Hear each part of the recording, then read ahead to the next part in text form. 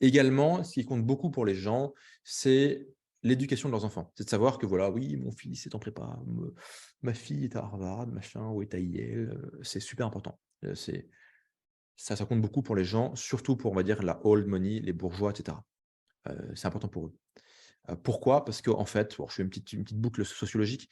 En fait, les études en fait, ce qui se passe, c'est que dans les grandes écoles, je vous prends le cas de la France. Dans les grandes écoles en France, il y a que des enfants de l'élite qui rentrent. Soit de l'élite, on va dire, intellectuelle et culturelle, par exemple les profs, qui par définition ont un niveau intellectuel et culturel supérieur à la moyenne.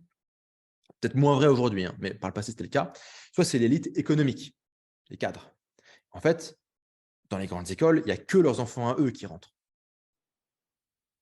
OK, il va y avoir un boursier et un fils de paysan par an. OK. Histoire de dire que voilà, c'est un peu comme, j'ai un pote noir, quoi. Vous voyez, c'est à peu près ce niveau-là, quoi. Hem Et donc on met un paysan et un boursier tous les ans, comme ça on dit: «Ah non, bah, pas du tout, nous c'est l'égalité des chances, la diversité, tout ça, quoi». Ah ouais, si possible, on met aussi genre des gens, pas blancs, comme ça on peut dire: «Attendez, on est super inclusif et tout», alors que les mecs ils le sont pas du tout, ils en ont rien à foutre, quoi. Et bref, du coup, en fait, on met genre, un réfugié, une racaille, un paysan et un galérien, comme ça c'est bon, on a pris 4 places. Après, il y a que des fils de profs, enfin des enfants de profs et des enfants de cadres. Voilà, dans les grandes écoles en France. Et en fait, les grandes éco et après à la sortie des grandes écoles, vous avez accès aux postes de direction dans les entreprises, dans les ministères, dans la politique, où vous voulez, quoi. Et quand la personne elle a un poste de direction, il y a des gens qui vont dire: «Mais pourquoi c'est elle qui est là?» Et parce qu'elle a fait Sciences Po et l'ENA, mon brave. «Est-ce que vous avez fait Sciences Po et l'ENA?» «Bah non, chef». «Ah, c'est pour ça». «Ah d'accord, chef». OK.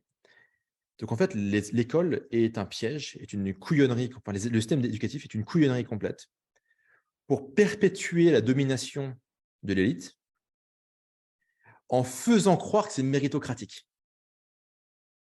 Pas fou les mecs. Liberté, égalité, fraternité, hein. Donc on fait croire que c'est méritocratique, mais attendez, il y a un concours, machin, tout ça. Tout le monde déjà la même enseigne. Et puis on a un paysan, un immigré, un réfugié et un galérien. Donc attendez, vous pouvez pas dire que machin. Comment osez-vous?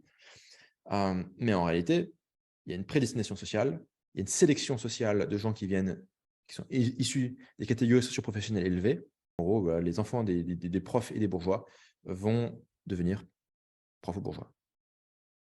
Et on fait genre que c'est méritocratique et que c'est faire. Ça ne l'est pas. D'ailleurs, tout le système, alors à l'époque, c'était admission post-bac.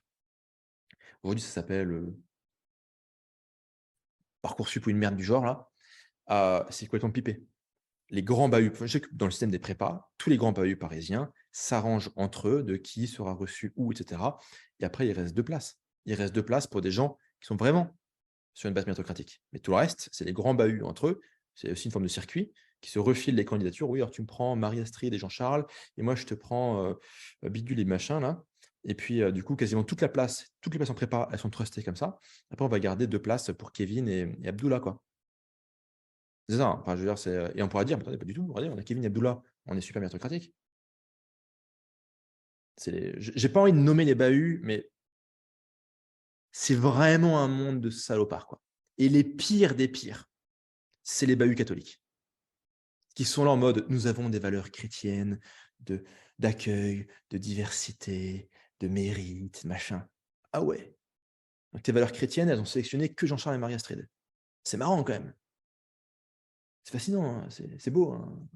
On a le cœur, la main sur le cœur là, et ça marche vraiment comme ça, hein. C'est abject. Le système scolaire français est abject là-dessus.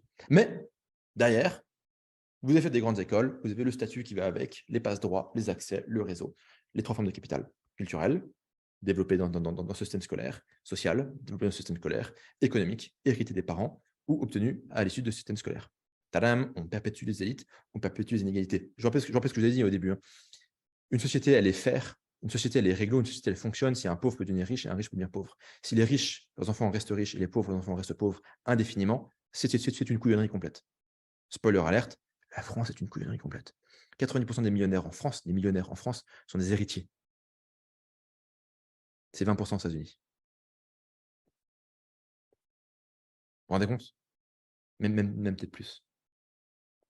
Je crois que c'est encore plus. Je crois que c'est 90 des millionnaires aux États-Unis sont self-made.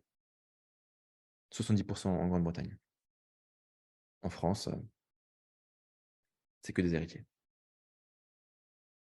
D'ailleurs, on peut même faire une petite théorie du complot, hein. Ce qui empêche une personne de devenir millionnaire, c'est les taxes. Et c'est à chaque étape, on te taxe tellement que tu ne peux pas monter en haut. Ce qui fait qu'un pauvre ne peut jamais devenir riche. Un riche, il peut devenir riche. Quand tu es riche, optimisation fiscale, avocat fiscaliste, etc. Un riche, il peut rester riche sans payer d'impôts. Enfin, un riche peut vivre sans payer d'impôts, en payant très très peu. Mais un pauvre ne peut pas devenir riche parce qu'à chaque étape, il se fait tellement démonter par les taxes qu'il ne peut pas accumuler du capital, il ne peut pas croître. OK, il y a des miraculés, mais il ne peut pas en fait. Et quelque part, on peut se demander si la fiscalité, c'est pas une manière de s'assurer qu'aucun pauvre puisse devenir riche et que les riches restent riches, paradoxalement. Ça fait un peu Jean-Luc Mélenchon. Mais en vrai, il y a des arguments pour.